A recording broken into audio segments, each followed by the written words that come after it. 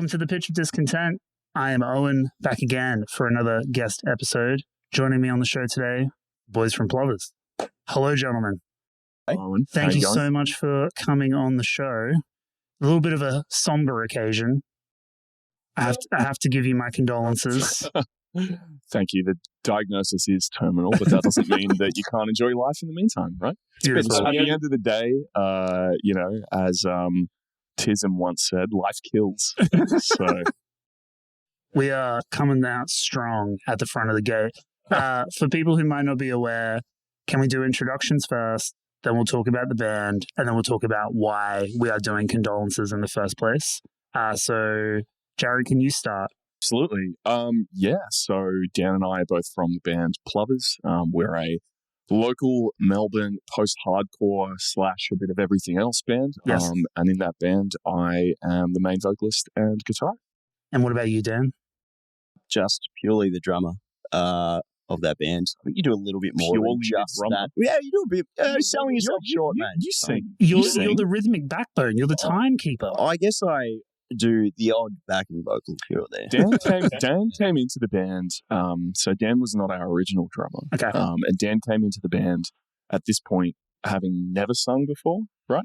In pretty much. Context like that. And I think I basically strong-armed him into, well, some of our songs have backing vocals, so tough shit. It's a little bit more than just unequal. The majority shorts on our amounts. They know, we know, they've gone too far, but they think we won't die.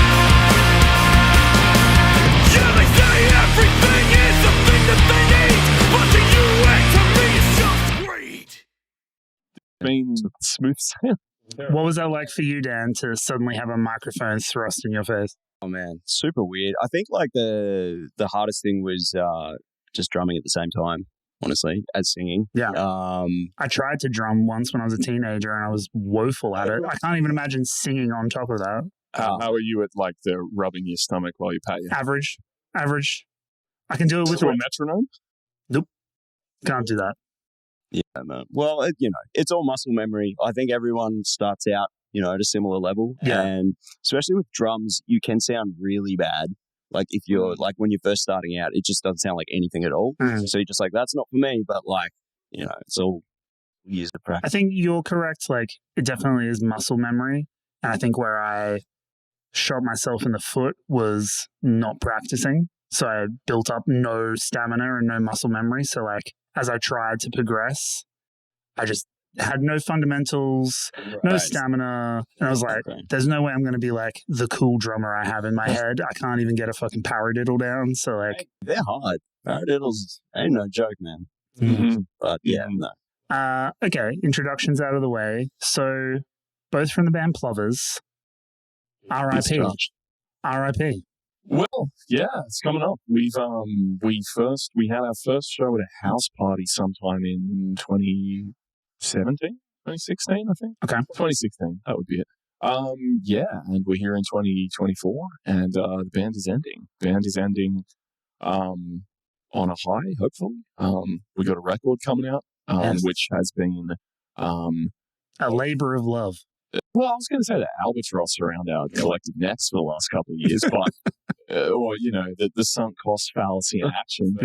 Love that. But all those cynical bits and pieces aside, we're super proud of it. So wanted to make sure we kind of gave it as much airtime as we could muster. Yeah, and for like a little bit of pod lore for people who give a shit. I found the band through the release of Putrid Thought. And we featured it on the show, and we did like a little Instagram reel clip or whatever. And you guys kind of like replied back. I don't know who runs the socials. Maybe Jared, maybe someone else. I don't know. Me and Dan are about an 80-20. Okay, yeah. But yeah, you guys reached out and you were just like, yeah, thanks for that. And I was like, pretty stoked to hear the record, like pretty pumped for that. We should get you on the show. And then you guys were like, yeah, that sounds sick. And then I had like a bunch of stuff planned where I was like moving the show from Spotify, YouTube, getting the video and all the bits and pieces. but I had you guys on the spreadsheet as like the placeholder, like Plovers, circle back to Plovers. Love that we made it to the spreadsheet. The spreadsheet is where it's at. That's where I do my business. And so I did. I circled back and I was like, hey, are you guys still keen to come on the show? And you were like, absolutely. And then I started like pulling bits and pieces together to make that happen. I go to the Facebook and I see the cemetery photo shoot. And I see the post and I'm like, the fuck? I was like, they're done? I haven't even got them on the show yet. What's going on? Well, it's funny because it's we have known for a while that this is where we were pushing towards. Okay, this is where I wanted to kind of push the conversation. So, like, how long has the diagnosis been in terminal? When did we kind of like first explicitly? Yeah, I think we all kind of collectively decided around a year ago. Time's a bit kind of all over the place, but it was about that long ago. And I guess we still had a record sitting there that was, well, it wasn't even done at that. It wasn't. It was very close to being done, but so I think if you were to trace it back even further, I mean, and I'm sure every band that's been active in the last 4 or 5 years would have a very similar story. Yeah, we were doing the most we had ever done immediately prior to COVID. So we finally made some friends. We weren't on anybody's actual roster, but we finally made some friends at like a couple of booking agencies where we were getting offers for big supports. We just put out an EP, which was kind of starting to solidify the sound of the band a little bit. Still a little bit like rough around the edges, but there was momentum. Things were momentum. Yeah, and like plenty of others, COVID killed that off, which is what it is. And thinking back at that point in time, I think there was a decision I made at some point after just sitting in my house, just working from home for the 5th straight month or something. That was just like, well, if there can't be any kind of like external world motivation for things continuing, well, maybe I'll just keep writing and just keep demoing stuff and sending stuff around. So with the exception of, I think Putrid Thoughts was written in an early stage before that, but pretty much everything else had its genesis at some point in or prior to the pandemic, following the pandemic. But I mention all of that because I think it's just been a bit of we made the record ourselves. We hired an Airbnb for a week, way out rural Victoria somewhere, found a place that used to be a big, gigantic cow house of some kind. Tall ceilings. It was made of brick. It fit the drum sound bill. Is that on the Bandcamp as like the cow house or something like that? It's on there. I think it's the name of the place. If anybody wants to check it out, it's a lovely bed and breakfast for between 6 and 12 people. Yeah, 5 stars. It's called the Dairy at Marangan or something like that in Benalla. Was it Benalla? I honestly cannot remember. Anyway, but the point is, like, for me, this band has always been something that existed in parallel to, everything else going on in our lives. Yeah. Right? And from the beginning of that process, I've engineered and mixed and recorded the record. And it took substantially longer for somebody who maybe would have some more time in the day to devote to it. And through the course of that process, lots of stuff happened in our personal lives, happened elsewhere, that just, I think we existed in the band being a little bit of a slog for a little bit. And it just got to the point where it was like, you know what, we've got this record that we're really proud of. Do we have enough gas in the tank to kind of like put that out and then say... To see it through. Yeah. So we kind of made that decision at some point. And then despite all that, there's the irony of kind of saying, well, you're breaking up, but you also want to try and get some eyes and ears that haven't maybe seen the stuff that you've worked on in the past. So to your response of saying, I've discovered this band and they're just breaking up. The funny thing is we've had heaps of comments like that. We were lucky enough to post a couple of videos or like clips from the videos recently over on TikTok. It didn't like blow up, but it got in front of a lot more eyes than we expected. Nice. And that's just been the constant chorus of just like, I just discovered there's one guy who, truth be told, if he's, been honest about it, which I have every reason to believe that he is, who found the band about a month ago through a TikTok post, lives up in Brisbane, and him and his partner have decided to like buy tickets and fly down. That's sick. Which is awesome. That's dope. That's what you want. Yeah. So it has been a little bit of an interesting. It's definitely like the thoughts do enter your mind when you see stuff like that of, are we prematurely calling this off? Like, it's like, maybe, you're getting all of this new engagement. Yeah. After you've already made the decision to break up, and it's kind of like, did we make the right choice or whatever? But honestly, I think you don't want to do a John Farnham or like a Barnsley and have like 8 farewell tours, you know? Yeah. Nobody Slayer. We never even toured once, so that's true. We played one show in Adelaide. Beautiful. And again, this was the thing. We were on the cusp of prior to COVID. We'd met some people in other bands that we played with from interstate, and we're chatting about putting some tours together, and it just obviously didn't happen. But it was recorded 3 years ago. So we started to. I think I finished the very last thing that was recorded. I couldn't tell you what the last thing that was recorded was. It was probably a vocal. Would have been in about like July or August last year. So it was recorded over an extended in bits and pieces. Because we did a whole bunch of it out at the Airbnb that I mentioned, but that was mainly kind of like drums and like live tracks. Yeah. And then everything that got pulled on top of that was just done at my house. So crazy. Yeah. You work from home or you live from work? Yeah. I think I got so many points and so many tangents we could run with, but like I really just fired. No. This is all good stuff. I think the idea of kind of getting to a point where you need to see the project through to its end resonates and makes a lot of sense. I was talking to Beck from Terminal Sleep on one of our previous guest episodes about like a really bad case of writer's block that I had with some like academic work that I've been trying to do. And in many ways, it kind of like parallels the record. So like I pitched a book chapter to this publisher, I want to say in like 2020, and then it got accepted. Congratulations. Thank you. In 2022, and then it was due last year. And I only wrote it and submitted it in June of this year. And I missed... You're beating George R.R. Martin and Patrick Rothfuss, mate, so you're ahead of the game. And like, I really hope the publisher is not watching this, and they probably won't. But like, I missed several deadlines through my own like kind of negligence. And just like life shit getting in the way. And I just like didn't get around to it. And I didn't have anything that I was comfortable in submitting. And to their credit, they were very, very sweet and very nice. And they were like, hey, we still love the idea. Still want to contribute? You can. And I was like, yeah, I'd love to. And then I just never did. And I did that to them several times. And then it got to the point where we finally moved down here to Melbourne. And I had a little bit of time. And I had another one of those exchanges. And I was just like, fuck it. I'm going to write this fucking thing. Like, it's been this albatross hanging around my neck, making me feel like shit the entire time because I know that, like, I can do it. And when I do, it will be good. So, like, I'm only getting in my own way.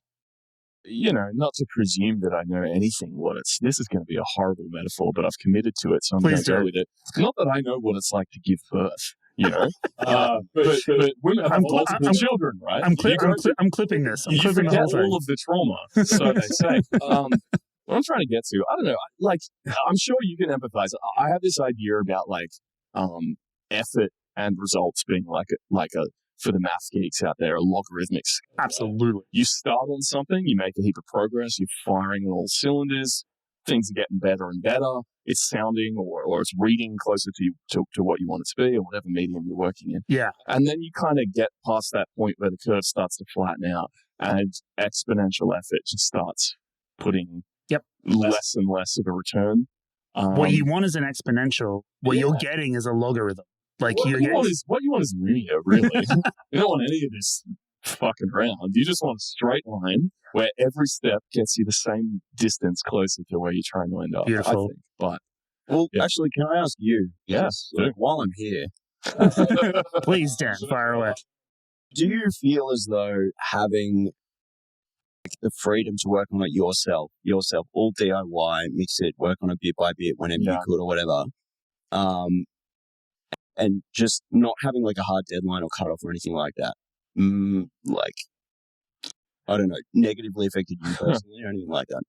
Versus like having, it's mixing it for you, or It's so before I answer that question, I will.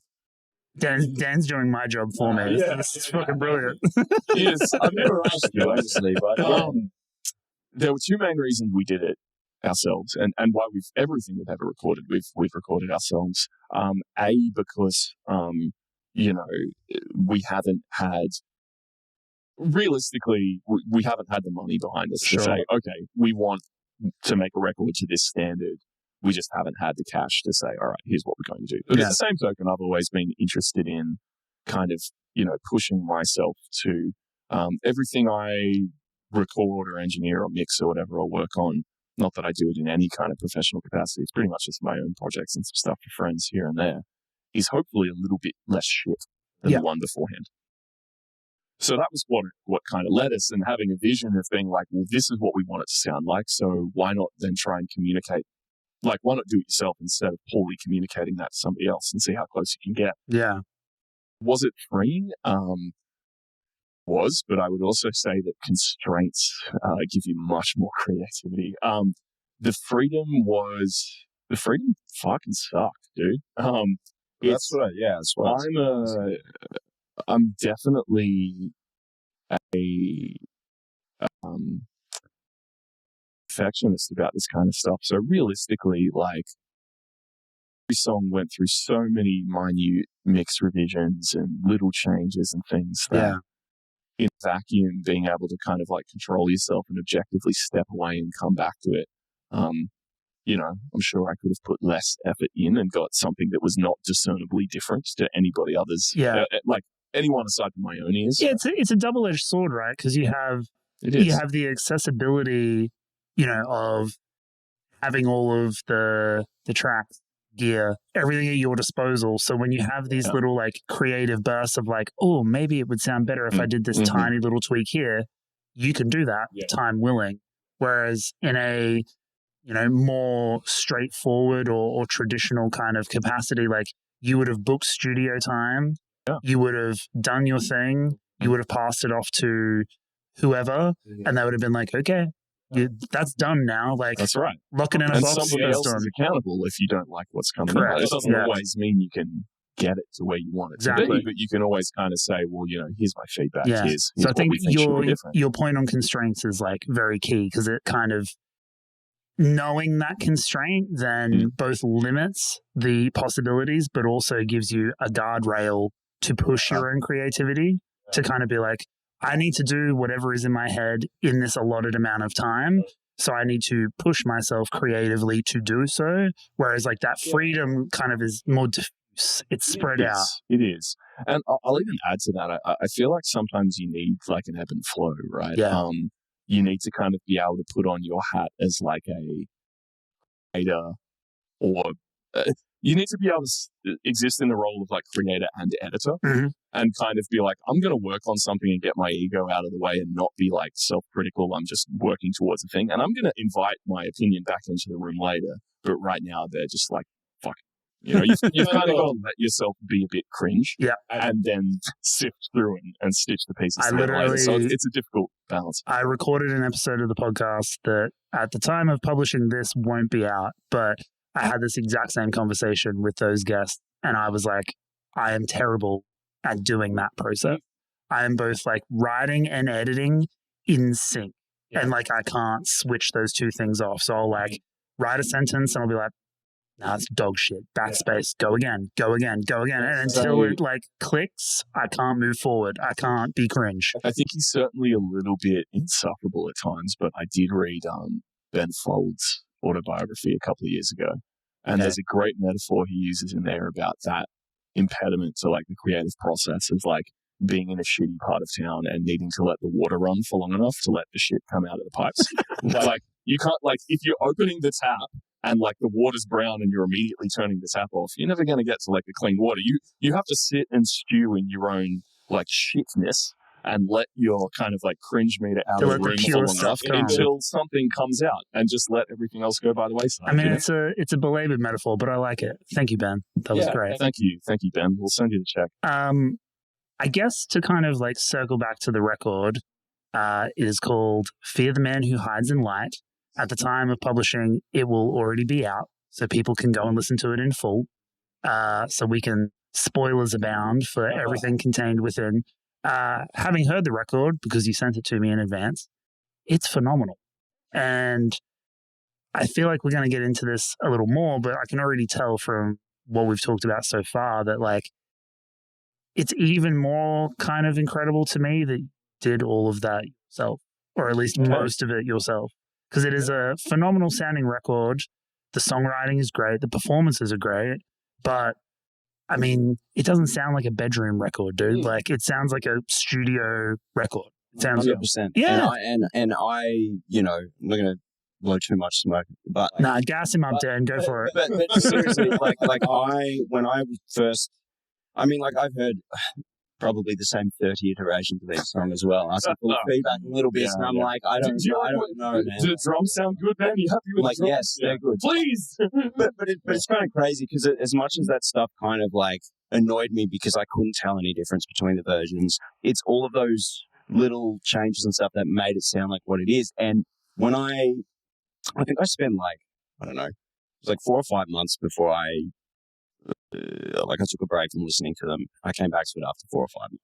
And after that point, it just all felt fresh to my ears because it had been so long. And I was just thinking like, fuck, man, like, I'm sure there's chat messages between us where I'm literally saying that this just sounds like something that, you know, was produced like in a proper studio. So good, man. Well, thank you. I feel really proud that like let's not hyper focus on me either. Like, you know, there's a lot of effort I put into it, but it's not just me on the record. Like you play on the record, Margy plays on the record. Absolutely, yeah. And, you know, a handful of other guests as well who without the record, without which, you know, wouldn't be the same. But, you definitely, I remember you sending a selfie video of you like lying on the couch listening to the record for the first time in months at some point, and actually being a bit emotional about it. And it was probably very sweet. Probably. Yeah.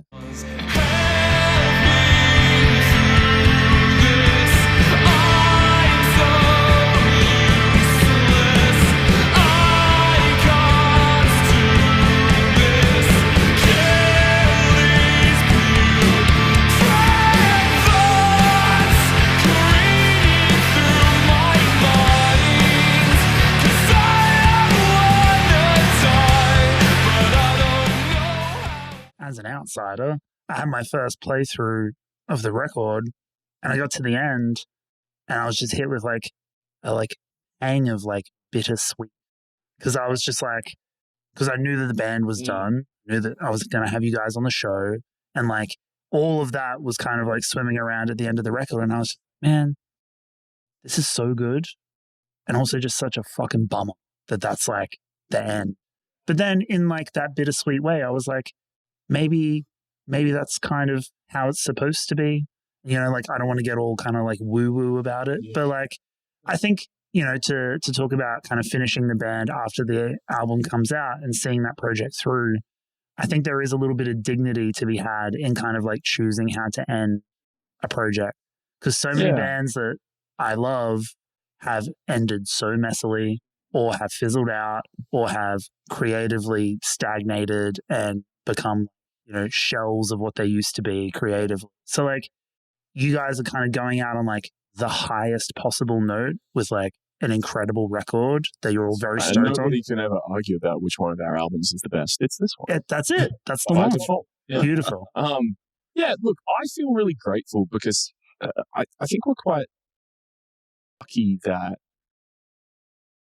obviously, like I said, a lot of the songs on the record were written in similar kind of time frame. It's not like this is kind of like a record that took 10 years to write or something like that. Yeah. But so obviously a lot of the lyrical content on the record comes from a similar place. But I remember kind of like remarking to myself at one point, and not to blow steam up our own asses or anything, but I feel kind of like, almost surprised that to my ears, I'm like, it feels to me like we managed to pick a bunch of songs that kind of feel like a whole, as opposed to just being like, we've got a bunch of songs and we're going to record them because we're finished. And like, don't get me wrong, that's also a great album. If you've got 10 killer tracks and they have fucking nothing to do with one another, but they rip from start to end, just as good. But there's something about the way we kind of realized the songs that we had and the way they kind of fell together in a sequence that felt like it was hopefully a little bit more than the sum of their parts, I suppose. Yeah, I completely agree with that. And I've talked about this on the pod numerous times before, and to long-time listeners, I'm probably a broken record. Fuck it, it's my show. So I'm a big proponent of sequencing and it being a lost art for the creation of albums as a musical kind of cohesive project. Yeah. And all of my favorite records have impeccable sequence, and I can only really listen to them and conceive of them as a, end to end rather than a collection of 10 tracks or like a few great singles and filler. Like there was attention and more importantly, like intention put into like where these tracks go and how they flow in. And I hear that on the record. It's funny because like, again, like the intention came at least midway through or after the fact. It wasn't like, we were sitting there writing, the Black Parade and we're like, all right, we need the opening song in the, when this needs to be a stage musical one day, guys, we need to be able to follow it. Well, that has its merits too. But I think the only thing, and I'll give her a shout out because I feel a little bit guilty about it, but the only thing that we ever kind of like ended up changing about the record, for about 10 minutes we had a version of it with kind of like an intro track on it, which was largely like a monologue that I wrote that was delivered by a friend of mine, Madison, who did a fantastic job. But at the end of the day, it slowed the record down, and we kind of just went, wouldn't it be better if the record just started with a riff? So, so look, but the last song, I think if I pulled up the original file names of the demos as they were written, I think Not Exempt, which is the last track on the record, was originally demoed with the name of first song on the record. So, it evolved over time. But it has to. You have to kind of take kind of every element as its own distinct thing, but also keep awareness of it relative to all the rest, and then kind of like shift and change over time. I say this as someone who's never made a record, so like I can only assume. But look, I'm with you, and this isn't to slag off singles or anything, because obviously listening habits of people have changed. But I'm with you. I am a real albums guy. And obviously that doesn't mean that bands or artists that are not album bands or artists deserve any less attention. But those are always just the ones that appeal the most to me, where I can kind of sit and have a full kind of end-to-end experience with something and feel like, like I'm watching a film or something like that. Well, it's an experience. It's a journey, I guess, as it were, from start to end. I mean, it's the same with like set lists live as well. It's the same sort of thing. I think it's just like a really important art. Can just be a book, it's just a start and an end. It makes sense. If you've got an album where it kind of is just jumping around, it doesn't really make sense. Yeah, and it becomes more noticeable to me as someone who listens to a lot of music, particularly a lot of new music for the show and the stuff that we kind of curate. I can tell when a record has been thrown together haphazardly at that assembly kind of stage, and it's been front loaded with a bunch of singles, and then the B-side or the side B is just like forgettable. Can I throw a curveball question? Please. Absolutely unrelated to us, but related to this topic. Have you heard the latest? I think it came out a couple of years ago, but the most recent Offspring record, Let the Bad Times Roll. No. That is, everyone's going to love me talking about a dad rock band for a while, but that record is the absolute antithesis of what we're talking about right now. Right. Every single track sounds like it was recorded under a different blanket. Every single song sounds different. It's just like, recommendation. Go and listen to that and tell us what you think. Because that record is something else. Anyway, It's a version done. No, It's not good, but it'll be a unique experience. See, I look, was like, where are you going? with this? that's the first interesting thing I've heard about the Offspring in about 50. Yeah, So, that's fair. That's like, fair. I'm stay relevant I'm somehow. happy to take that recommendation on board and listen. So, Recommendation with a grain of salt. Okay. You know, I recommend it like A I recommend you go and watch The curiosity. Room or something. yes, right? a So, curiosity. Yeah, I got you. Let's kind of pivot now and talk about the sound of the record, because we've touched on that a little bit, but I want to dig into it a little bit more. You said that once you started kind of writing the record, piecing together bits and pieces, and it kind of started to feel like it would become an album. What was the intention for you guys and for the band larger in terms of sound? Was there any kind of particular thing that you were going for? Did it just kind of in come terms up of organically? like composition or arrangement or like the bits that we're using. I'm thinking or more like genre at like a start, but then like Mhm. obviously that'll get into the composition phase as well. sure. But like, was there a particular like, I don't know, like feel that you were going for with the record? Fast record, heavy record, soft record?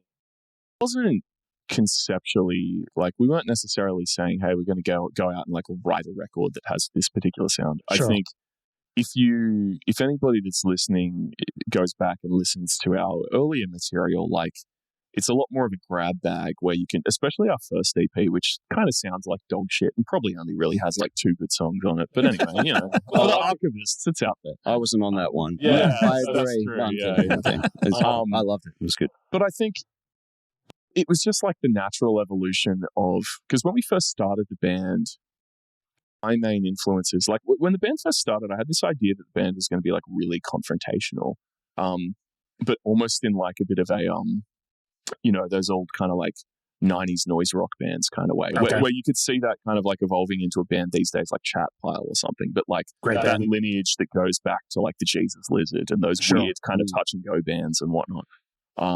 That was a big influence.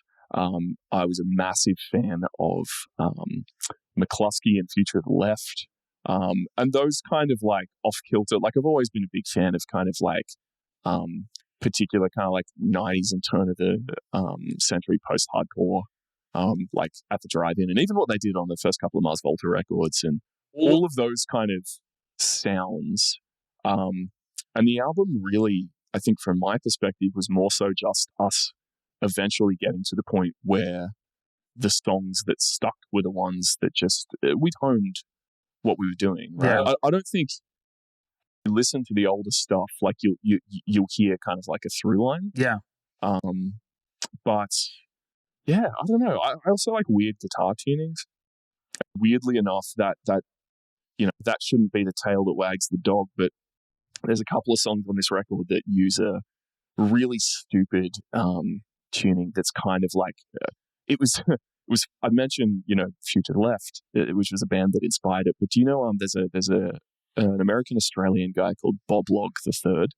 I'm not familiar with Bob Log. One man band. Okay. He plays in kind of like an Evil Knievel kind of like skin tight Sick. Love with it. a fighter pilot helmet with a telephone welded to the front, and he sings through the telephone. Incredible. And with his legs is playing like, you know, drums, and he has this he plays kind of like really lo-fi almost like just filthy blues, and his sound is like this gigantic kind of like slide guitar that he's playing that is drop tuned to shit, where if you kind of hit strings too hard they like bend a little bit out of tune. So that is where I'm leading to as inspiration for this guitar tuning, which is, you know, like a drop A guitar in very light gauge strings. And weirdly enough, you, again, like I was saying before about constraints, you back yourself into a corner where you're like, what can I even write with this stupid tuning? What chord shapes kind of work? And you'll hear that on the kind of like dance punkier songs on the record. Like songs like Think Again are in that tuning. Greed, an earlier song we put out, is in that tuning. So, you know, you open a different door, you kind of like remind yourself that you can play guitar in a different way, and something falls out and it excites you. And then we've played in the band for long enough that we kind of have an idea as to what we can make work and what might be a little bit more than 3 people can handle. Yeah. So, yeah. I don't know. What's your take? Well, I think that the guitar is the tail that wags the dog in this band. Yeah. Like you, like, but like, you know, it works. Like it's kind of a very kind of riff kind of centric thing. Like it usually started with a riff idea, and then kind of drums would form around that. It was never, a beat first, maybe once or twice, but it was usually the guitar. And even the tuning would then kind of influence what the drums are going to be if it was like that tuning. By the way, just hearing about Bob Log for the first time as well. Oh, Shout out Bob Log. Yeah. If He's, you're around. he's an American guy, but his wife's Aussie, so he plays in Melbourne all the fucking. Oh, that's dope. I I'm want to going see him. next time. Yeah. Make it up club. Yeah, let's do it. It sounds like it. Yeah, no, but I think like the way that I've always kind of written drums as well is the best way that I write drums is to be given a blueprint or just like a skeleton basically that I can then work with or tweak because the way that I play, is the way that I play. So it's never going to be just the thing I'm given, but I like having that sort of blueprint. So a lot of them, pretty much all of them come from Jared's mind. And then we've all collectively with Margy kind of just ran with it and then just played it together enough that it became its thing. And that's definitely kind of the songwriting approach that we've had, at least for the last couple of years. And certainly given that it was mainly written during COVID, right? A lot of the song ideas would be bits and pieces that I would start with, and whether or not I demo like something out in full or just a bit of something and share it around. But it usually isn't until, we all kind of get our hands on it. Like even up until the last minute, think again, for example, Margy changed the bass line when we recorded it. It's like sitting there being like, I actually don't like this part. Can we do something else? So there's input that comes from everybody that colors things in ways unique to them, which makes it much more interesting and alive than just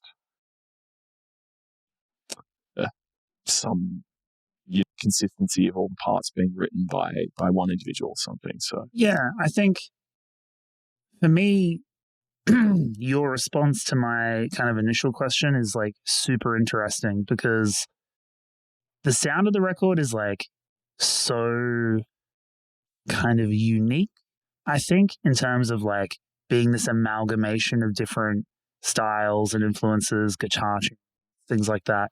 And when I was reading like the little like Bandcamp blurb, a little bit post-hardcore, it's a little bit dance punk, it's a little bit sludge. I'm like, I can hear shades of all of that, but it's also none of those things. And I was like, and that's, a very like hard thing to thread or to kind of like walk to like not dip too strongly into a particular sound. Like, I feel like you found something that is like very your own, which I think is like a testament. That's a really great compliment. I think that if you plagiarize from one artist, you just sound like a shittier version of that artist. Yeah. So plagiarize from 100 artists. Absolutely. And then, everybody does that to a degree. Like you as a musician or a songwriter or whatever, you hear somebody else do something and you go, fuck, what the hell is going on there? And whether or not you work it out or you work out your own version of it, you integrate a little bit of that vocabulary in.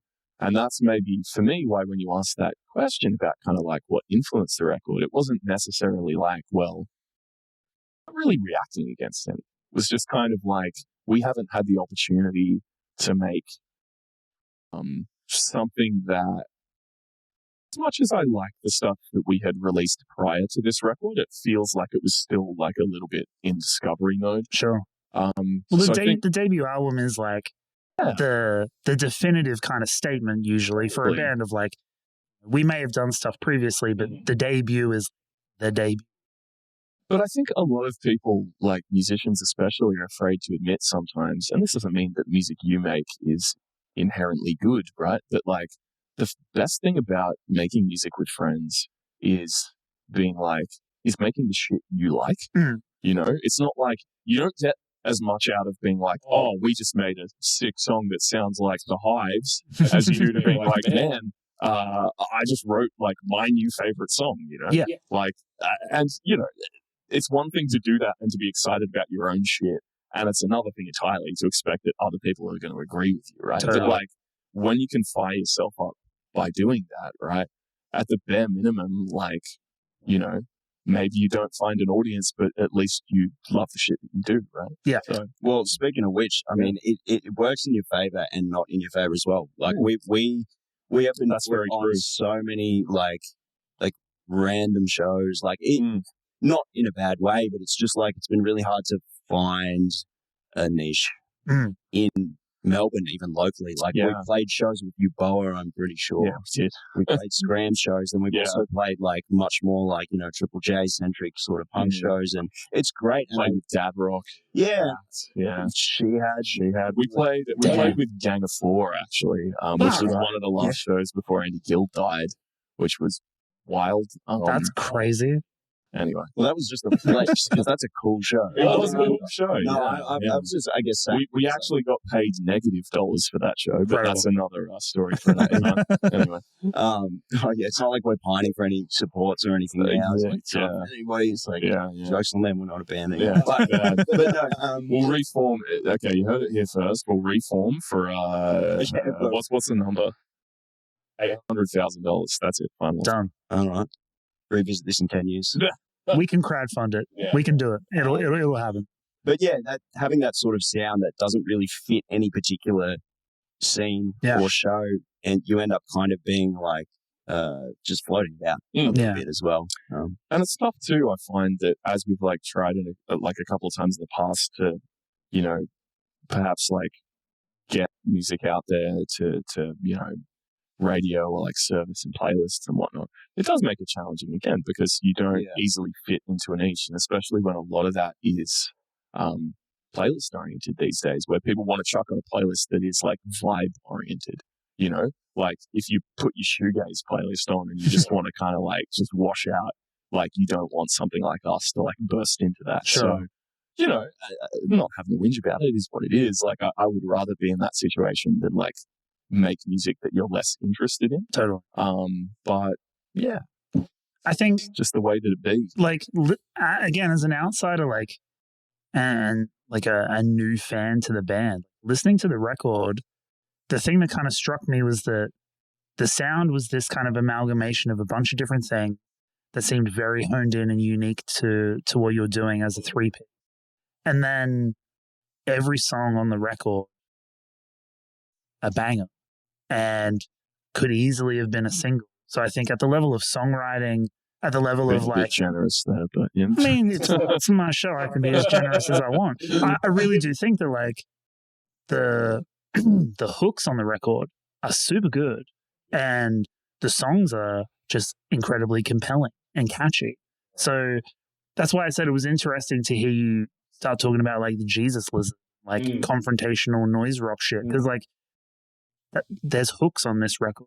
Like, totally. like I don't listen to, you know, noise rock looking for hooks. I'm looking for stuff to kick me in the face, and your record does do that, but it's catchy at the same time. Well, and I think that's always been a driver. Like, as much as I really do have such like a personal soft spot for bands like that are,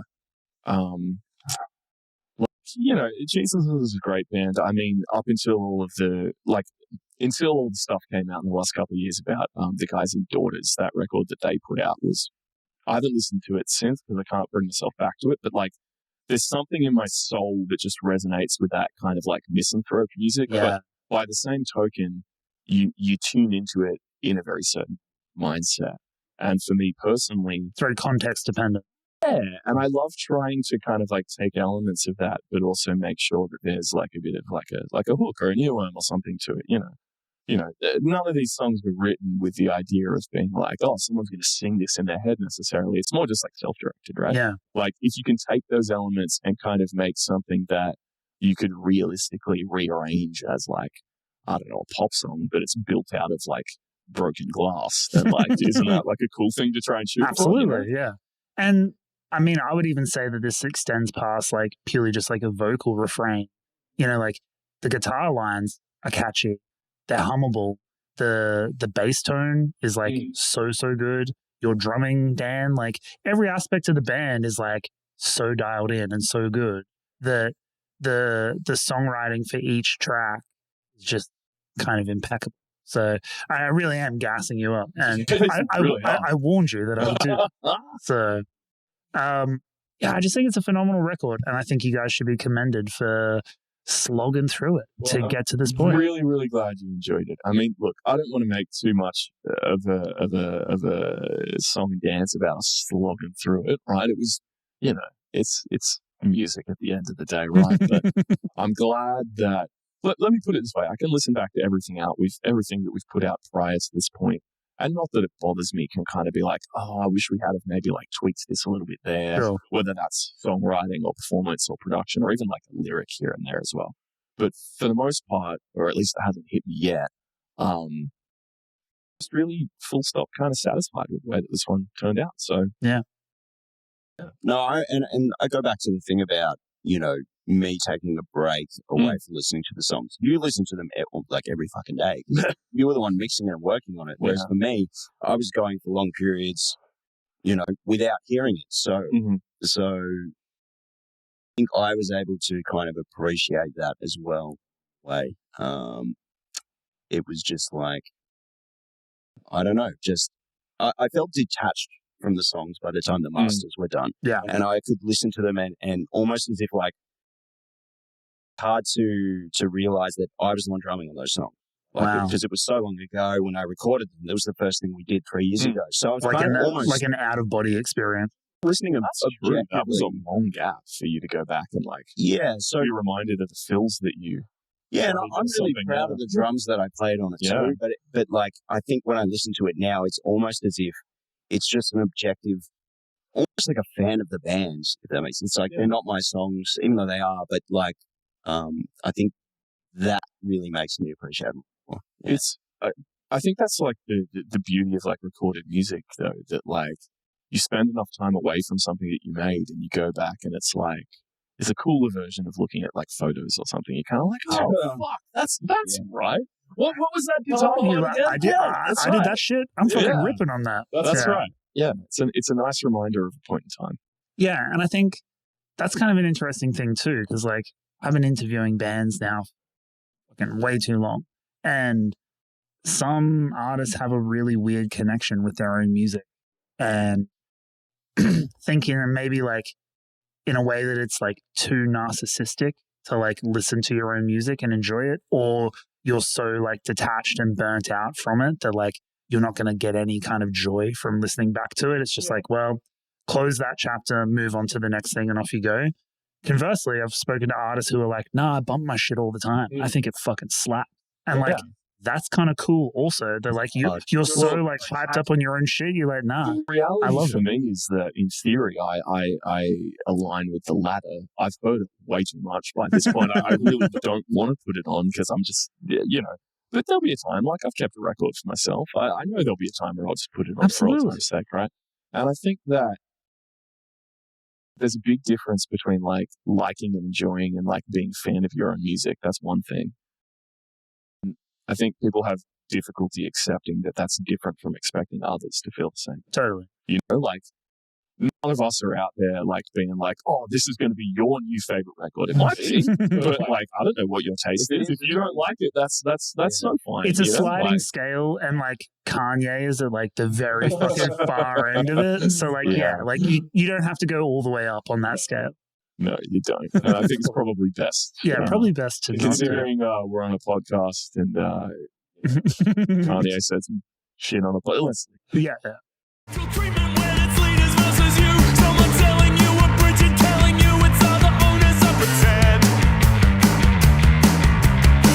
They fetishize the grind as the scripture, but overtime is out of time if we decide to think again.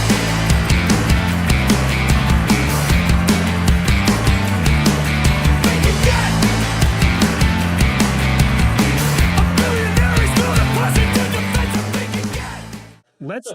Let's dig into the themes of the record, because I guess now knowing some added context around when it was written, recording a record like this during COVID, during a very like shitty time to be living in Melbourne and working from home, I can hear a lot of that coming on the record at a political level, at a social level, at a very like personal.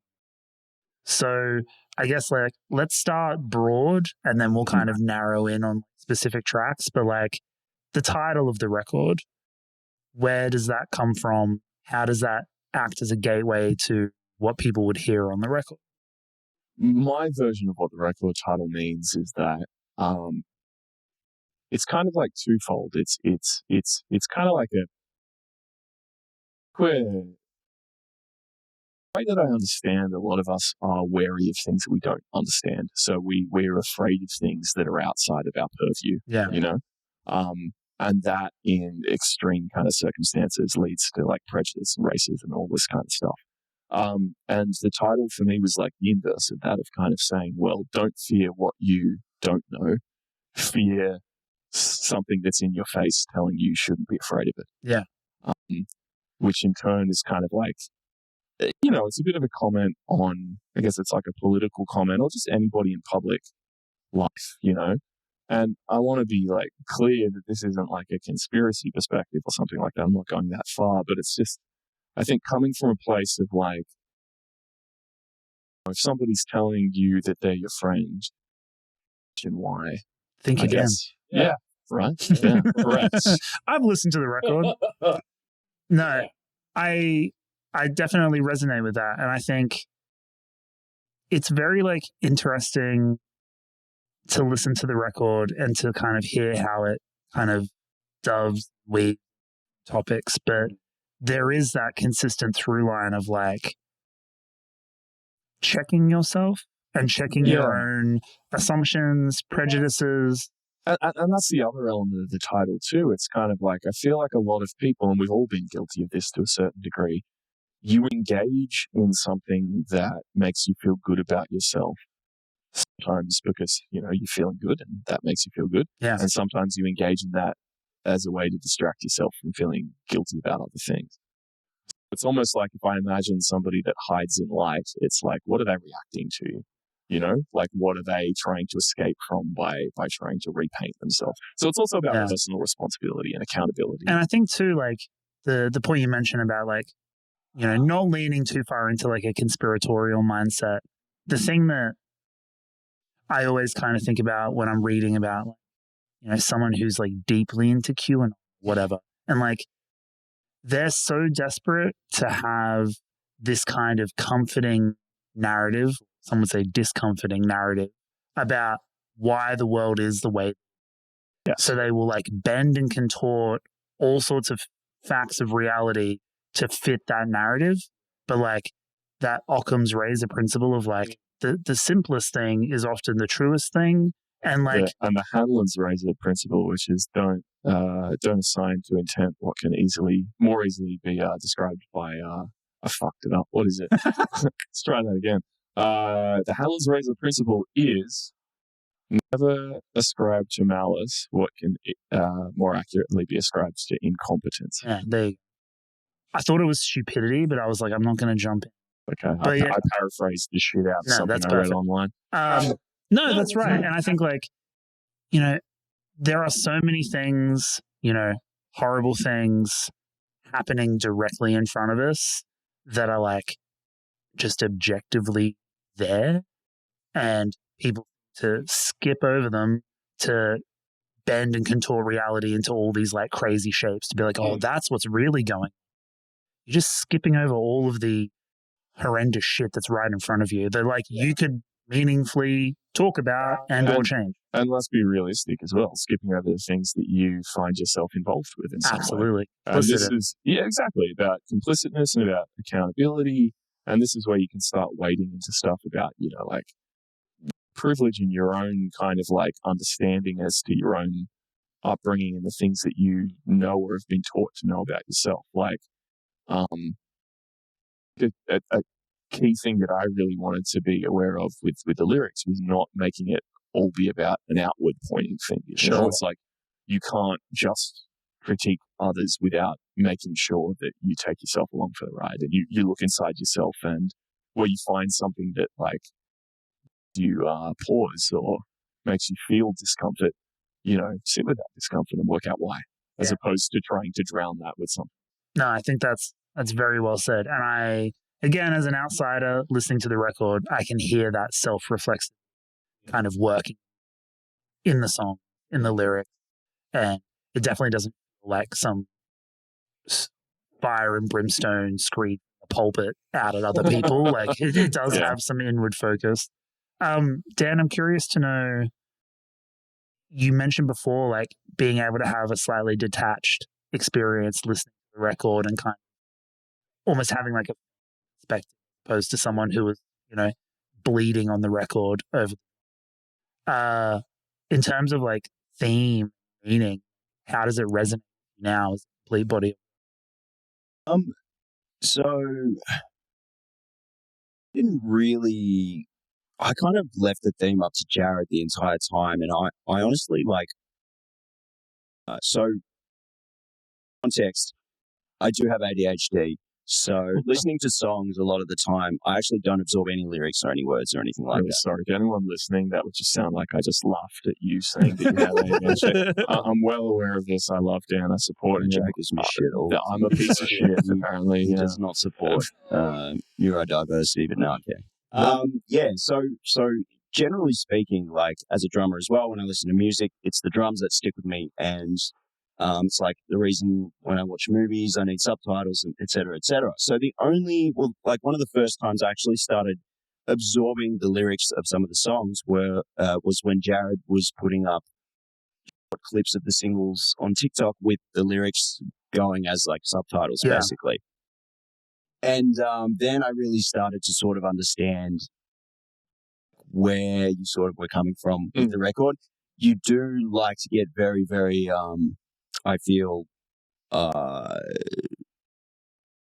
not introspective, but like it's very profound, I think, a lot of the themes that you run with. I agree with that. Yeah. And so is lost on me when I'm concentrating on playing the drums and recording and all of that. And that's the thing. Unless you're sitting there, like in the context of a practice room, you don't hear what words are. Yeah. Half the time when we're rehearsing or practicing, I'm still working that kind of stuff out. but I never really made the effort to like dive through the lyrics and read them and try and understand either. And that's on me, of course. But so I actually still probably have 3/4 of the record to now discover and explore as well, along with everyone else Isn't that kind of a beautiful thing? Like, it's really, really you cool. get to peel back like the different layers of your own record. Like, that's kind of sick. And it's a record available now on our Bandcamp for only $35, and look at the fully printed lyric sheet on the inner sleeve. And, for anyone who does have ADHD as well, you probably want that to read so you can actually absorb the lyrics like I could as well. But, like, actually amazing lyrics. Thank you, but I don't have much to offer in the way of an answer for the themes themselves because they come from Jared. Of course, I'm also very, anti-establishment, Up the punks. I don't disagree with any of it, really. I just don't feel any which way myself. But again, like, I think the record is a political record, but not in like political TM. You know what I mean? Like, I don't. Yeah, we're not Rage Against the Machine. No, you're not Rage Against the Machine. Thank God. Yeah. But like, I listened to the record, and there are things on there that I feel and that I have felt in my own way, in my own kind of like, cognitive processes, evaluating information, seeing things happen in the world and be like, fucking sucks. And then I hear you talk about them on the record in a very compelling, catchy, entertaining way that is enjoyable to listen to. And that, because it's not sloganeering, you're not trying to like make a profound stand, even though it is profound in the way that Dan is talking. I think I certainly made a conscious effort. There's one song on the record that had completely different lyrics at one point that were rewritten. What song are we talking about here? Let's get into specific. We're talking about Unsolicited Advice, which is almost like a throwaway minute and a bit song. And the reason for that, and there were plenty of other things I touched up as well. I guess what I'm getting to is that I really preferred the idea as to not explicitly, not making anything vague, but when you make something way, way too explicit or you tie it to one particular cause, you date something and you risk it becoming irrelevant. And I think that robs the listener of being able to kind of like hopefully apply it to something that resonates to them rather than making it explicitly about your own opinion and experience. So the goal for me was to always try and capture like the real feeling behind something and anchor it with enough to the real world, but without, without kind of, putting a date stamp in there. Yeah.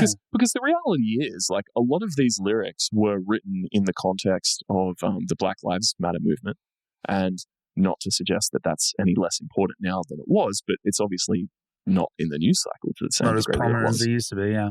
Absolutely. But it was about kind of like taking a lot of the feeling that came from seeing that happen and hopefully making it a little bit less, locked at that point in the timeline, Yeah. I guess.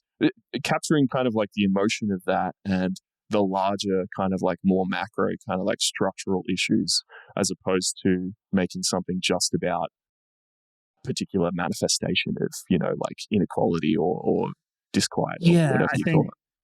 There's kind of like two funny points to that.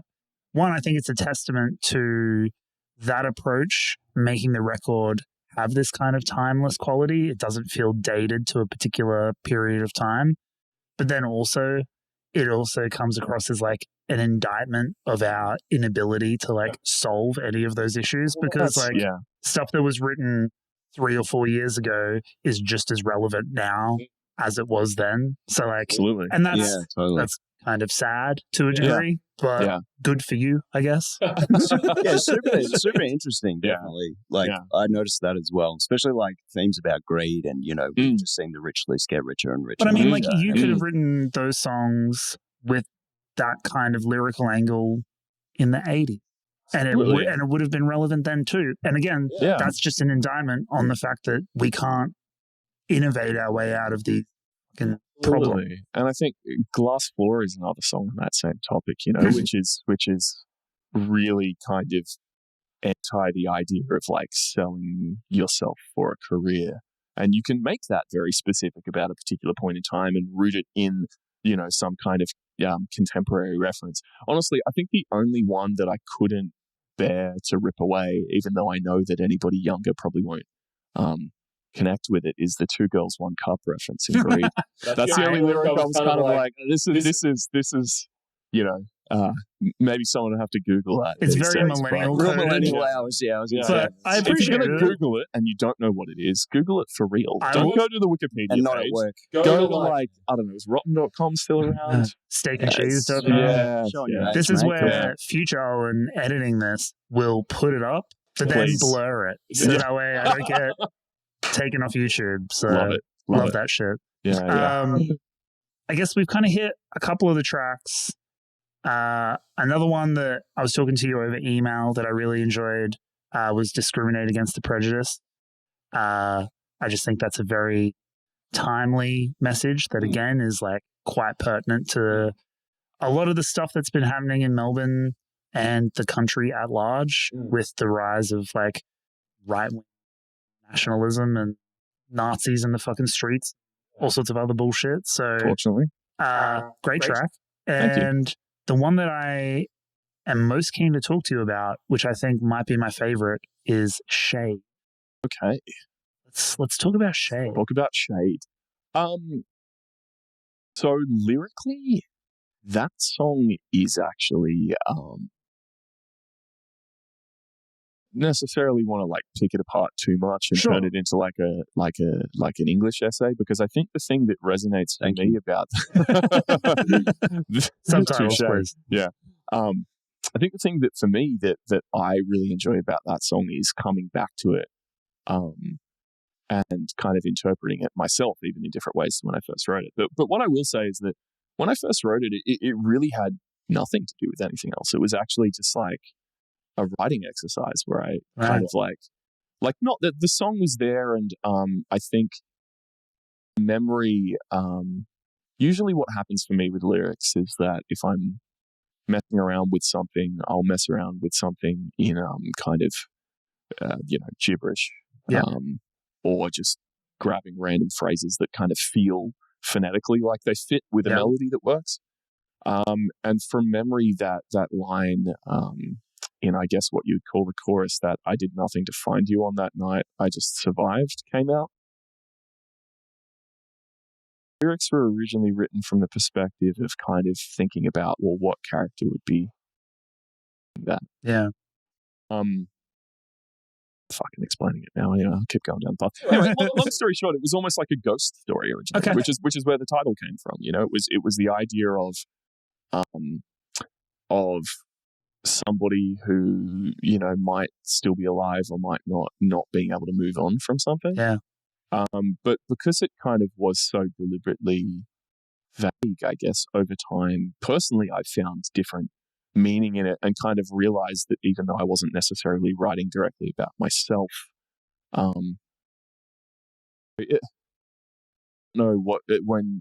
you're a writer, I don't know what style of writing, whether you're writing fiction or whatnot, but like a lot of characters end up being like tiny cross sections of yourself, like a caricature of you blown up into its own person, right? I think that song is a great example of that, and one that did eventually turn into something that thematically fit on the grounds of it being about somebody wrestling with whether or not they could have done something different to escape the purgatory they feel as if they're in. I'm glad you used the word purgatory, because I was going to say that it has purgatorial feel to it, where I mean that like it locks in your attention and your focus and then just kind of like holds. And compositionally, I think it's the most striking record. Definitely my favorite, especially with the addition of the alto sax guest that you've got on there. Yeah, that's my old housemate, Bernard Alexander. He's an absolute legend. Firm believer that everything is better with sax, and this is... Margy would disagree. Really? Margy, it almost... Well, I don't know if it almost never made it onto the album, but Margy, I'm not going to speak for her too much. She's not here. Sure. Yeah. Doesn't enjoy the saxophone and was very vocally against it. But we won. I think the thing that got her over the line was I recorded a version of the song with a decidedly very like blues lawyer guitar solo in its place instead. And I think she might have kind of acquiesced to the idea that like it's a little sneaky. That's not going to fit. That's a little sneaky trick there to kind of like make something just like purposely bad so that the other one looks better by default. Like Nick Jonas at the Country Music Awards, kind of. No, the sax is beautiful, and like Margy's entitled to her opinion. It's her band, but I think it's beautiful, and I think it works perfectly. And this kind of loops back to the conversation we were having around sequencing, right? Because like the record is so like impeccably paced with a couple of moodier songs like Putrid Thoughts, then your poppier, kind of more upbeat songs like Think Again. You're kind of taken on this ride, this ebb and flow, and having Shade as the penultimate track. So not quite the closer, but almost close to that closer. Like it gives you the sense of finality and climax and kind of impending closure. And then having a track that is so purgatorial that can kind of take you to that moment, hold you there for a slightly longer composition than the others on the record. I just think it's an inspired choice. That's what I said to you over email. I was just like, touche. I mentioned before, I can't remember whether it was while we were recording or beforehand, that the final track on the record, Not Exempt, was originally, when it was first demoed to me, almost sounded like an intro, right? But the reason it ended up at the end was because thematically it felt like the coda to everything. Yeah. It's kind of like a lot of the songs lyrically prior to Shade are about, with a couple of exceptions, are about kind of broader takes about, certain elements of like socio-political issues and, your involvement with them. And then Shade kind of turns that inward about kind of like the guilt and the stress of feeling like you've done nothing to change anything. And then Not Exempt is almost like the little missive just on it. It's got the fewest amount of words of any of the songs on the record, and the message is basically that like you have to include yourself in the conversation. Like your guilt down the line is not gonna, make you feel any better about the stuff that you act. So if you point the finger outwards, you've got to point it inwards as well. So that seems just like thematically like a really tight way to kind of like round things together. It's funny because I always heard Not Exempt as the opener to the album, and I could easily hear Shades being the closer, as well as either the second last or last track. And you did structure the album, now that I think about it, in a thematic way. I think maybe more than a musical way as well. Like, I don't know. Sorry, when you said in a musical way there, I thought like stage musical. No, but Turns out he was doing the Black Parade the entire that's time. Right. The final track is actually Think Again, reprise with the Brunswick Children's Choir. I'd buy that at like a Smith's family old shop in 5 years. That'd be amazing. But yeah, no, it's just like the way that you say that it fits as the ending to the album from a thematic point of view. To me, because I didn't really grasp or even know those themes originally, to me, it made more sense as an opener. But I can see now why you would say. But part of me also loves the idea that, like, if you're the kinds to like stream music and to like repeat a record, I actually think the ending of the record goes really well back into the start. I was just about to say, like, that's that's the kind of perfect move when you can like bookend a record in such a way that it's like seamless and becomes like this like eternal thing. Like, it's not quite non-gone infinity, you know, but like it's. I don't know. I feel that way. I don't know. Yeah, no, I agree. And Malice in the Magnum. Oh, thank you. I was about to say, I was like, this is where we do the misery signal portion of the podcast. But my favorite record of all time, where we got the name for the pod, Misery Signal's debut record, it links back in. So you can fade out the final track. It goes straight back into the first one. And, you know, the lyrics on the final song are like, forever it is written, this will be the song to right the wrong. So it's like talking about this, like, you know, eternal kind of like concept of like redoing, returning, and kind of like undoing past wrong. You can do that by playing the entire record over and over and over again as many times as you want. And I just think, like, in theme and in practice, beautiful. If I was a corporate guy, synergy. You know? Profits increasing. EBITDA, what does it stand Going for? back to these logarithms. So if I wait till long enough, I'll be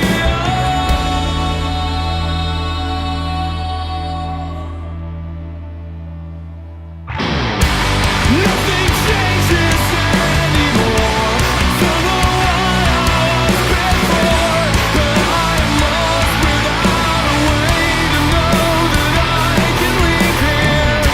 There's nothing left to. Okay, we've talked about the sonics and the themes. Let's talk about the farewell. Let's talk about the funeral. Let's get down to the end, the finality of things. I guess, like, I want thoughts from each of you on how does it feel to be bringing the band to this end that we've been talking about, playing the final show. Dan, do you want to start off with? Jared's been talking. So we can. I have. Yeah. Film order? No. Honestly, I think it's feeling more and more real the closer we get to playing the show. It's very hard. Well, yeah, I'm sure once we're actually playing the show as well, it's going to feel very real. But it's strange because there was such a long period of inactivity. But when the record was being worked on, we didn't really jam much. You know, there was lockdown and blah, blah, blah. So, I mean, we played like 2 shows in 2 years, something like that? Oh, we played more than that, but it was always kind of like, we would be like, oh, let's, you know, there's a fun offer that's come through, and then a couple more had come through, and then we'd be like, oh, no, let's stop playing shows so we can finish the record. And I think we did that like 2 or 3 times. We had little stints of like nothing major, but they were just like local. Could I throw out, is that something you regret, knowing that the band is now coming to an end? Do you wish you'd played more shows? Personally, no. I think it's like, yeah, no. I'm with you though. Like, I not from a sense of I didn't want to play them, but like, it's, you know, I'm not going to harp on about it too much. But the whole life thing, you know, life situation now is very different to what it was when I joined 5-6 years ago. So adding another show onto the plate is a lot trickier than it was back then as well. I think we've kind of done what we could. The collective mental plate that we have between the three of us, I suppose. Which is also kind of, a big reason for the band kind of coming to an end as well, I think, is that it's just like with a band, you have to consistently get everybody fully interested and in a room at the same time. And when it's tricky to do that, whether it be because of circumstances out of your control or with one of the members or, when it becomes feeling like it's harder to get everyone in a room than it should be, then that's kind of what I think led us to that conclusion. So it feels like it's the right thing to do. But I'm really happy that we're actually doing a final show. Because it's going to feel nice and cathartic. It's going to feel like a positive, like you said earlier, end on the highest note possible. Because I've been in bands before that have like broken up, and we knew that 99% sure we were going to break up, but someone in the band has been like, oh, let's just not say anything about it just in case. And there's a couple of people in the know, and you goof off at the last show a little bit because you're having fun, and you might not have the chance again. But then you kind of just you just disappear. And I always like the idea of just being definitive about it and just giving yourself an opportunity to give yourself a farewell. And to echo and agree with what like Dan was saying, I think core of this group, like Dan and I first met because he subbed in playing drums for another band. And the reason, we were looking for a new drummer at the time, and I asked, it wasn't even really an audition. I think we just went to a jam room and like hung out. But like, we didn't like go through some big long audition process, and I'm building to a point here. It was because like I just immediately was like, oh, this guy's fucking great, and I would love to hang out with this guy. And I really like, and the music is a bonus. Playing, and not to suggest that we didn't make good music together or like it was a struggle all the time. That certainly is not it. But I think the point I'm trying to make is that like at the core of us, the three of us have really strong kind of like personal relationships with one another. And the reality was that, and this comes down to why there's nothing really that saucy about the breakup or whatever. It's just, we just got to a point where it's like, we've used this analogy amongst ourselves a couple of times where it's kind of like a relationship sometimes, It's not that anybody is like horribly unhappy, but we're just recognizing that we all kind of have different wants and needs and times. And things have kind of run their course. Achieve the things that we want to do without like somebody getting their way on the things they want means that somebody else doesn't get that. Or you're expecting something from one of the other members in the band, which perhaps is not something that they're interested in. Or so, it just felt like the natural time to just like call a spade and be like, look, we're grading against each other by trying to like push ourselves to be at the same level of like mutual excitement about everything. Why not just like slap an end date on it, celebrate what we've done, and release ourselves from this idea of like, well, fuck, then what comes afterwards, right? So, and just go back to really celebrating what I think I still really love about this band, which is like the relationship. It's funny you mention relationships because I had like a metaphor like pop into my head, and then I was like dampening it down, being like, shut up, Owen, don't say that. That's stupid. But I'm going to run with it now because, again, it's my show. Get rid of the cringe. Paige and I have talked about this before about like, whenever you have a breakup and it's like years afterwards or, like a certain amount of time that you can like comfortably just kind of reflect on it without it being too traumatic or whatever, you think about like the last time that you were like intimate together and how you didn't know at the time that would be the last. And like, I guess like every breakup is different and like someone has to decide that it's time to end it. So like perspective is key here. But I just think that like with you guys, similar to a relationship, you've all come to like a mutual understanding of like, we're going to end it on like agreed terms. And then that way we're all on the same page. And then that way we get to get the most out of it. And that is a sense of closure that I think most breakups don't get. But again, I want to almost like pull back from that metaphor a bit, and I appreciate that I introduced it here, right? But like, it's funny in that like, yeah, it's a relationship in terms of the band, but like for me, the point is to free yourself from that, is to free yourself from these false expectations of one another, so you can just kind of like clear the band off to one side and then just be mates. Yeah. Totally. And again, I don't want to make it out like it's bigger than it is. It's not like we weren't mates because we were in the band, right? Certainly not the case. But, you just get to a point where you're aware that there are differences between what everybody wants and what they're able to achieve. It's an external and what everyone pressure. expects from other people. Yeah. And if you ignore that, then you just build resentment off the back of fucking nothing. It just sounds like a relationship. Yeah. It's like to bring it back again. Proving my point. Thank you. But, well, let's put it this way. Like, we still definitely want to be friends. Clearly there's no bad blood here. We're here, like, chatting about it and laughing about it. Yeah. Right? So, I think the friendship is way more valuable than, any music could be to be all, cringe about or whatever. But, like, when it starts to sort of impact on or put strain on, your friendship within the band, then you kind of realize that is it really worth whipping yourself just for this thing that is realistically not going to make you money, not going to creatively fulfilling you. Then what are you doing? It's got like a fairly self-contained set of stakes, and you get to decide what those stakes mean to you, and whether they're worth putting strain on personal friendships, your own happiness. It's not like you're committed to like a 5-album deal. You've all got mansions and shit on the line. You know what I mean? Like, nobody's like, hey, where's the mixes of the album? I got fucking bills to pay. Yeah. And to come back to like earlier on, we were talking about, what the implications or what it meant to kind of like make it ourselves. Like, I have to acknowledge too that like part of this is a byproduct of that, right? Yeah. Because from Dan and Margy's perspective, I can only imagine that for like essentially like 2 straight years, right? Admittedly, a big chunk of that time was in and out of lockdowns and whatnot, but for 2 straight years, I'm sitting here being the fucking mad scientist at home, tearing my hair out, going ridiculously deep into something, trying to get it right, bringing them in occasionally to kind of like record backing vocals and bass and other bits and pieces. But like, I think we kind of like, we're reaping what we sowed to a certain point, because the way that we made the record was in a way really creating a divide between the way that we were engaged with it.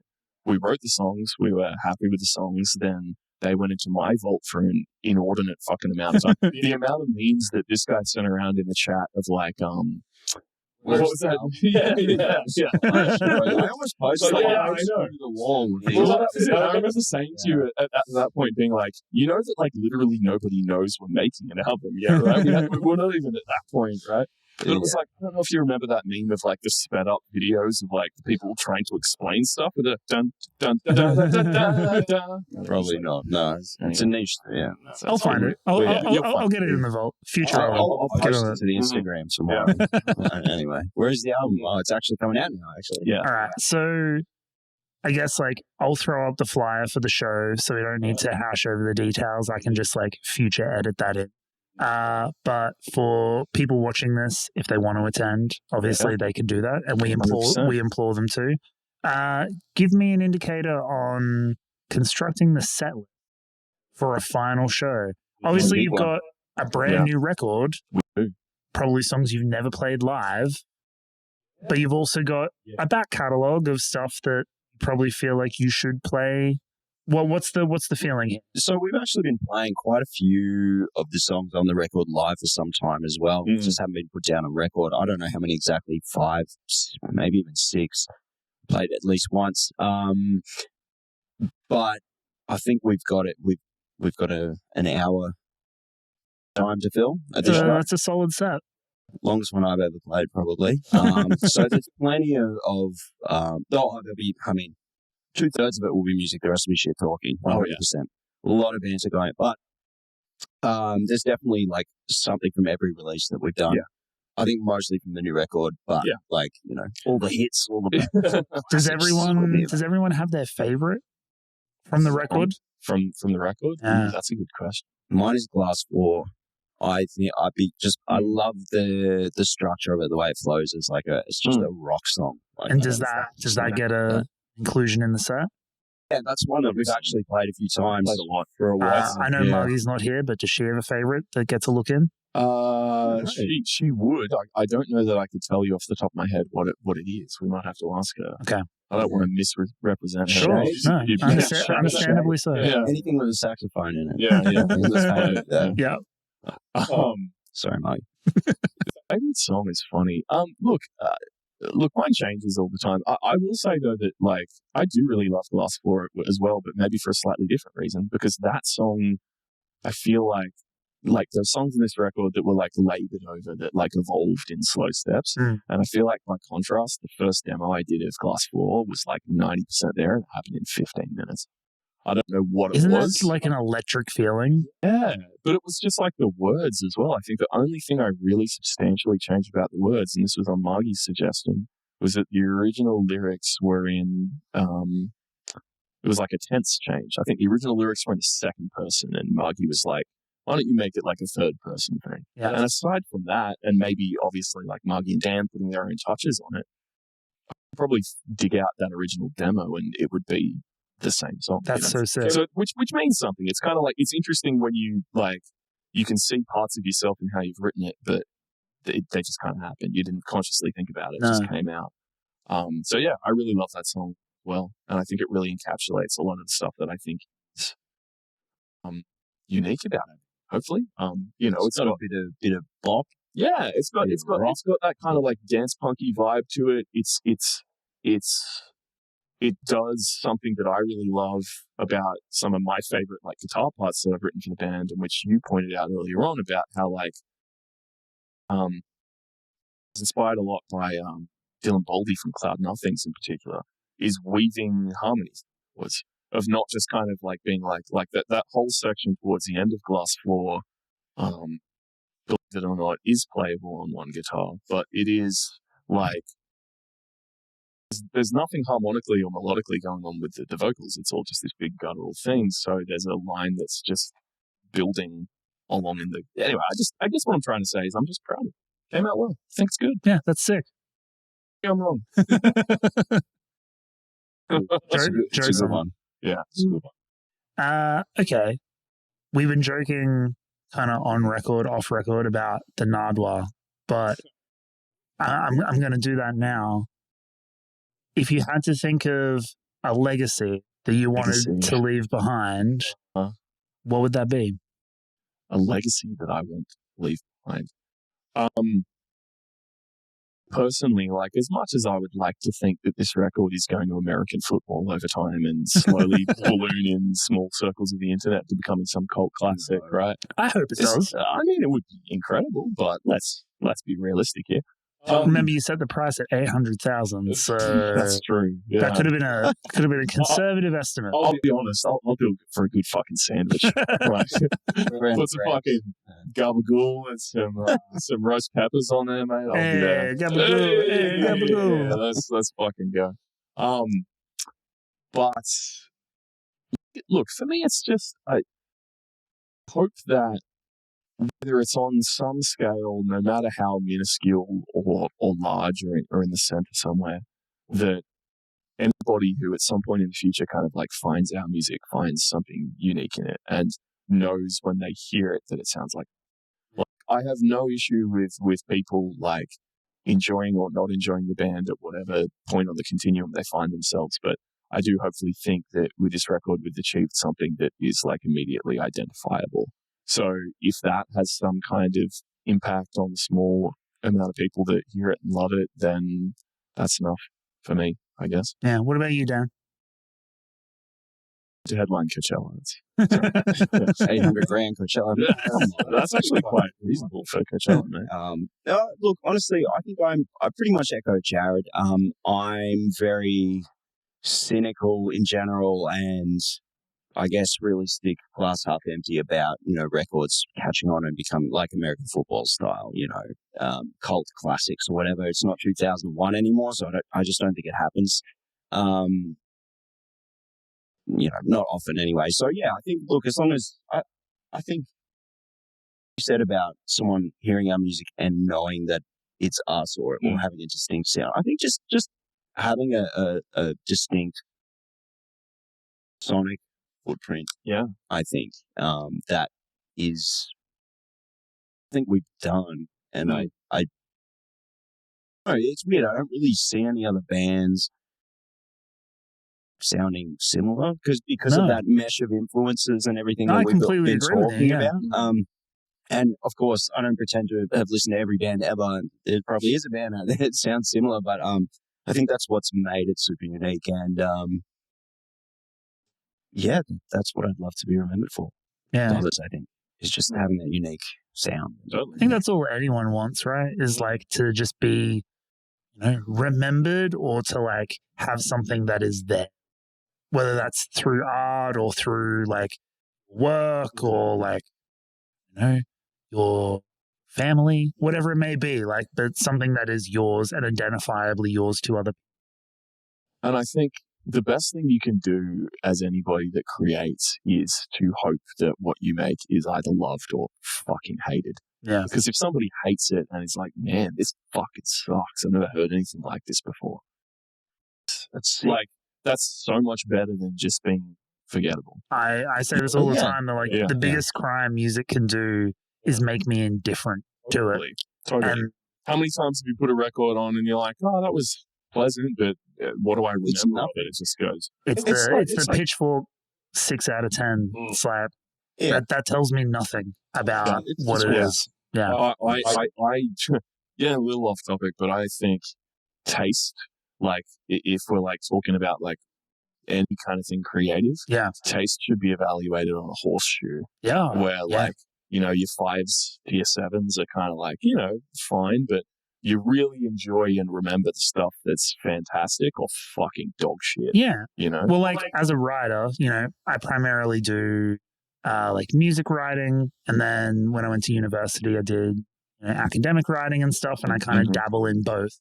But like writing reviews, I always hated because I didn't want to have to quantify and put a score on something. I wanted the quality of the writing to stand for itself. I wanted people to read the review and through the words, get a sense of how I felt about the record. Like doing the numerical score felt like cheating. And that's because when I see other people's reviews, I'm only ever going to read the 9s and the 10s or the 1s and the 2s because I know what I'm in for. Someone fucking hating something and trying to like dunk on it or be funny or tell me like just how bad it is, or someone like gushing over something and being like, you need to hear this, incredible. All the stuff that happens in the middle, I know I've written. No one fucking cares. Like you gotta separate the other side. Like most things that people create to most people are just going to be fine. Yeah, and there's nothing wrong with fine. Fine sometimes is all you need. What's that? I think there was an Onion headline once, wasn't there? It was like Pitchfork gives all of music 6.8. Yeah, exactly. Yeah.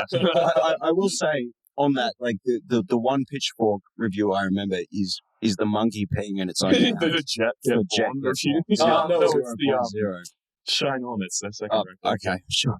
Yeah. Are you familiar with that one? I'm familiar with that one, and I also I need to preface this as like a music writer that was chasing bylines for a very long time, and did I pitch Pitchfork many times? Yeah. Never got picked up. Never got the byline. R.I.P. Like you got to shoot. You got to shoot for the moon. And to be fair, that's such like an exaggerated example though, because it's like. Of course I remember the monkey peeing in its own mouth. That's not a fair review, and it's not like a no, it's a real dick move, honestly. But I remember, right? Yeah, so totally.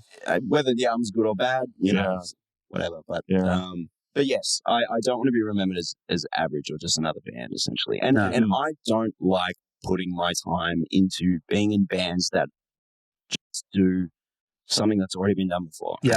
I hate that. I think it's a waste of time, and I won't ever join a band unless I feel like it will do something, move the needles somewhat somehow. Yeah. So, and again, I don't want to wade into this kind of elitist kind of debate, because anybody should make art for whatever reason they want to, and for what resonates with them, and hopefully find an audience that likes it. But for me, the benefit of kind of being deliberate and trying to do something that is unique to you is that it is honest, and even the people that dislike it hopefully respect it and understand it and say, I understand it, and I understand it's not for me. Yeah. But I get what it is Totally. and what it's doing, you know? And I think that's so much better than trying to like please the most amount of people possible, Absolutely. you know? Yeah, I think that's very well said. I think to your point, Dan, about joining other bands, this is kind of the perfect segue to like the final point that I wanted to get to, which is the post-mortem. So, you know, play the final show, Plovers is done. What are you guys doing next? What do you have on Some the agenda? kind of in or outpatient psychiatric breakdown. I have it penciled in for mid-September. Yeah, great. Can't wait to see your recovery. It's gonna be great. Thank you. Well, That's optimistic. Well, I know Jared, you've talked for a lot of it, and that's that's fine. Sorry, that came out really wrong. I didn't mean to sound sad or anything like that. But I am genuinely interested in your answer on this because I play in other bands that are still going on in the background, whereas this, to my knowledge, is the only active project you have. Yeah. So I would love to know what's next for you, even if you don't know. So just to jump in there, we do have friend of the show, Chris Reed, wanted to know about Vanguard Party and your solo material. So you have done other stuff outside of Plovers. Years ago, yeah. So Vanguard Party was a band that I formed and was in for a year or two when I lived back in Wollongong. Mhm. And this would have been probably 2010 to 2012. Okay. So quite a while ago. It was if anything exists on the internet that could get me cancelled, it's that band. It was like a real.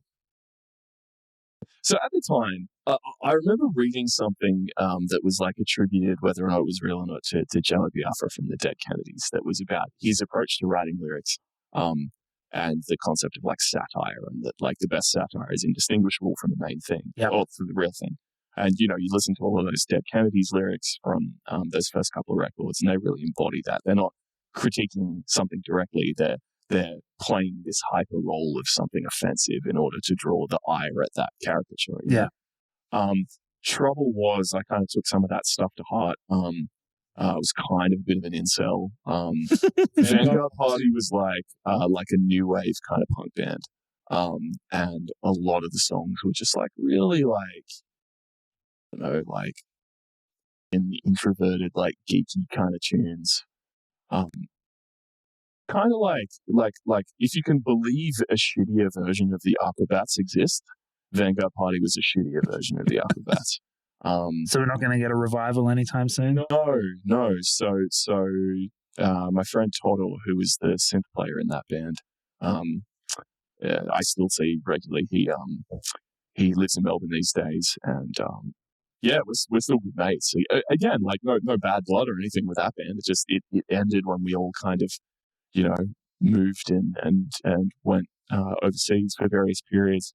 And the solo stuff that was referred to was probably just a small batch of songs that around about that time when Vanguard Party broke up, I went and I did a semester on study abroad in the US and met somebody over there who I was in a long distance relationship with for a couple of years.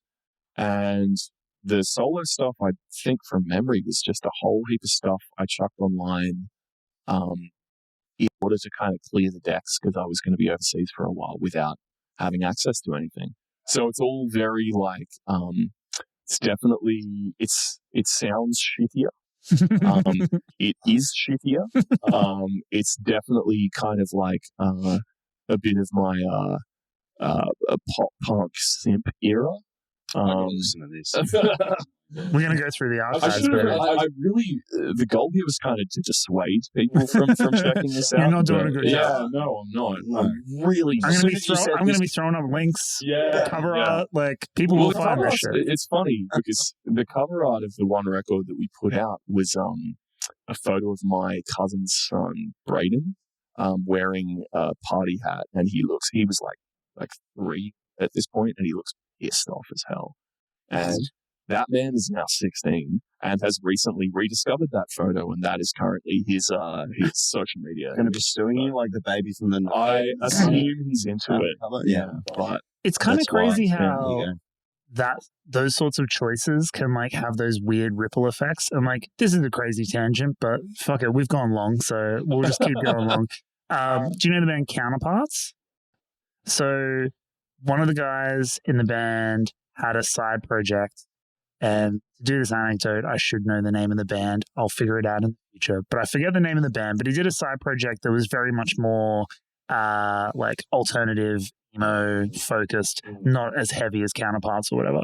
And the album cover was just two kids in a pool, little kids with like floaties, like splashing each other. One of them's got like sad face, the other one's like excited.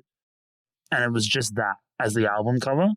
And then during like, I think came out in like 2020 maybe, it was just this weird period of time where everyone went into COVID, everything shifted from like real world to online. And somehow that album cover got like sucked up into the zeitgeist and turned into a meme.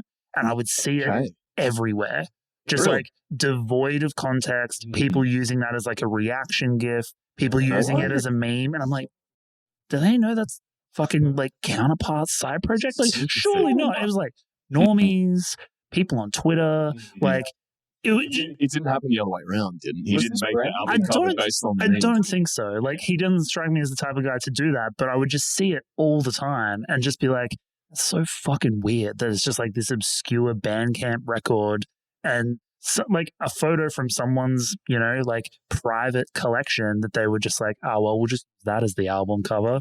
There you go. Vanguard Party's going to get the 800 grand, not Plovers. Something else. That's how we do it. That's how we do it. Brendan from was it a different member from like the singer? No, not Brendan. It was, I want to say Jesse, one of the guitarists. I didn't know about that. I don't know, but I'll find the record. I'll put all of this up. I'll go and do my research. But interesting. Yeah, it was very strange. But it's just a weird thing to kind of like, you know, you probably weren't thinking too deeply about it. Of just like, oh, I'll just put up that photo of like. Well, it was the someone I know. It's funny. Again, it was another album we did because we knew the band was going to end. So that's a theme for me, apparently. But yeah, it was like it's never been on streaming services. It's on like Bandcamp, and we, you know, I think there's a video on YouTube somewhere of our last show, and that's kind of it. It was very much a tiny pebble in an ocean. Yeah, right. All right. Well, but anyway, Dan, you have things to do after the band as well. Shout out to Chris. I hope that was a satisfactory answer from Jared. We can talk more about it. I can give you all the gossip. I learned a lot too. That was cool. Yeah. So Dan, what irons do you have in the fire? What are you doing? Well, so I play in two other bands. One's called Class Trader, which is heavier. Great name. Thank you.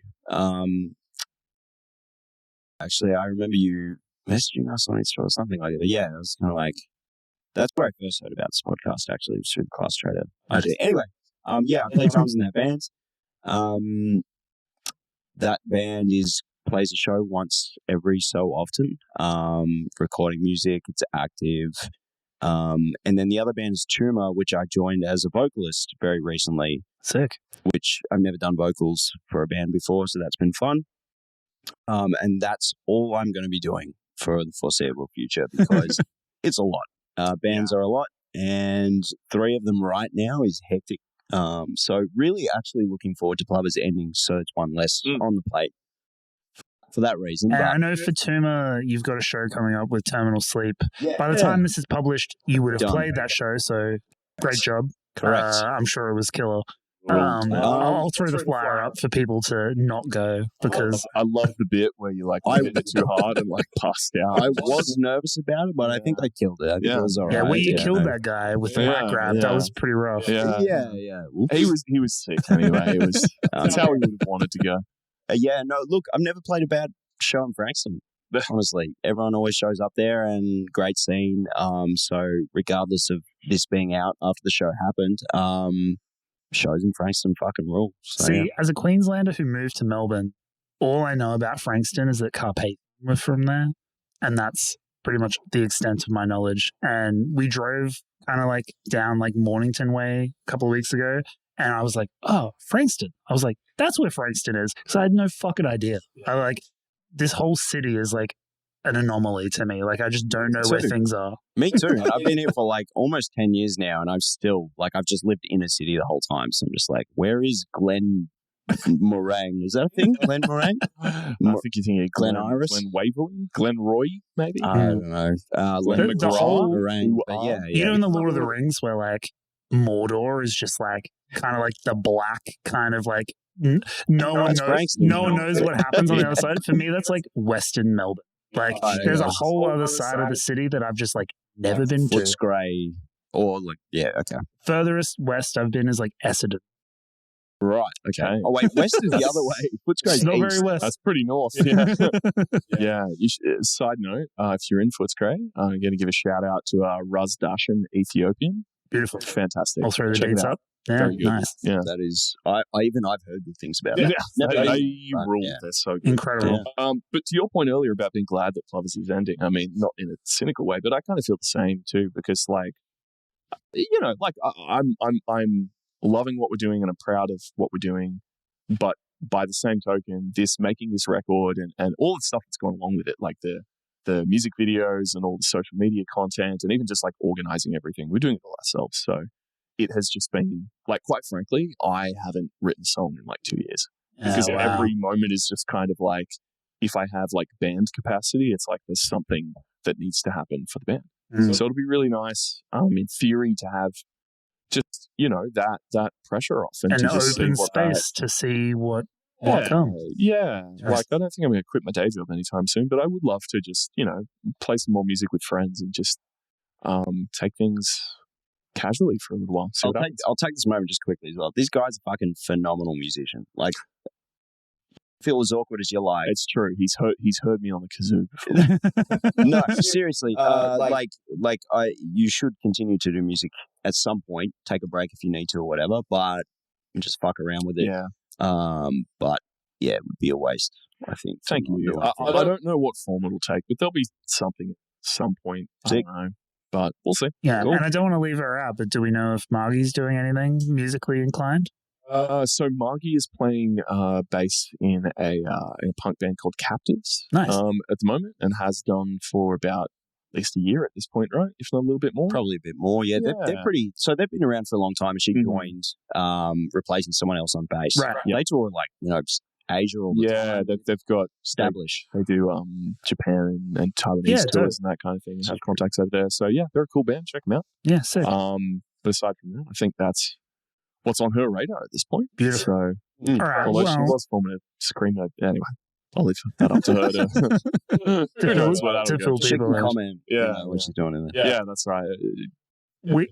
We have gone long for this one, but it's been a fruitful discussion. And I've enjoyed kind of getting a lot of like context and lore behind a record that even without any of that, I thoroughly enjoyed. So like this has just enriched and deepened that experience. So thank you both for coming on the show and talking about it. Thanks, man. For listeners, watchers, go listen to the record. It's fucking great. I will insert like clips of songs, but I mean, like, go listen to the full thing. And come to the show if you can. Yes. It's going to be a killer show. The lineup, the supports are all dear friends of ours. Jai Batham, who is our original drummer, his main band Turn South are playing. We've got Maggie Pills, Everyday Believer. It's going to be good. Some surprises in there as well. Yeah, Some fuck yeah. ags, goofs. It'll be good. Yeah. I'm all excited. intentional. Yeah. Beautiful. Well, gentlemen, thank you for coming on the show. This ends the formal portion of the episode, but we will now move into the bonus round. And we're going to do soundtracking the wake. Right. Yeah. Okay. Subscribe now to the Pitch of Discontent Patreon to receive access to extended cuts of our bonus episodes, as well as exclusive behind-the-scenes content, monthly Patreon-only episodes, member-only votes, the TPD community chat, and much more. Go now to patreon.com/tpdpod and join for as little as $5 a month. That link again is patreon.com/tpdpod. Thanks for watching the show.